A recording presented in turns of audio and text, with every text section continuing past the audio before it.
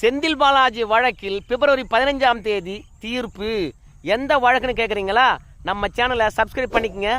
அப்போ தான் இந்த மாதிரியான குயிக் நியூஸ் அப்டேட்லாம் உங்களை வந்து டக்கு டக்குன்னு சேர்ந்துக்கிட்டே இருக்கும்.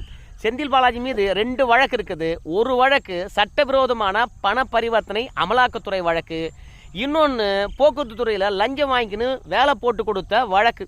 செந்தில் பாலாஜியை பொறுத்த வரைக்கும் சென்னை முதன்மை அமர்வு நீதிமன்றத்தில் போக்குவரத்து துறையில் என் மீது வைத்திருக்கின்ற குற்றச்சாட்டு தொடர்பாக இருக்கின்ற வழக்கு முதல்ல நடத்திடலாம், அதனால் அமலாக்கத்துறை வழக்கை கொஞ்சம் இந்த வழக்கு முடிகிற வரைக்கும் தள்ளி வைங்க அப்படின்னு சொன்னார். அமலாக்கத்துறையை பொறுத்த வரைக்கும் தள்ளிலாம் வைக்காதீங்க. ஏன்னா போக்குவரத்து துறையில் வேலை வாங்கின வழக்கில் இவர் விடுதலை ஆயிட்டார்னு வச்சுக்கோங்களேன், ஒரு வேளை அதுக்கு பிறகு அமலாக்கத்துறை வழக்கானது அத்தியாவசியமே இல்லாமல் போயிடும். ஏன்னா போக்குவரத்து துறையில் வாங்கின லஞ்சத்தை தான் வந்து பார்த்தீங்கன்னா சட்டவிரோதமான பண பரிவர்த்தனை செஞ்சிருக்கான்னு சொல்லிட்டு அமலாக்கத்துறை வழக்கு போட்டிருக்குது. அதனால் தள்ளி வைக்கக்கூடாதுன்னு சொன்னாங்க. அந்த வழக்கு தான் தீர்ப்பு வருது.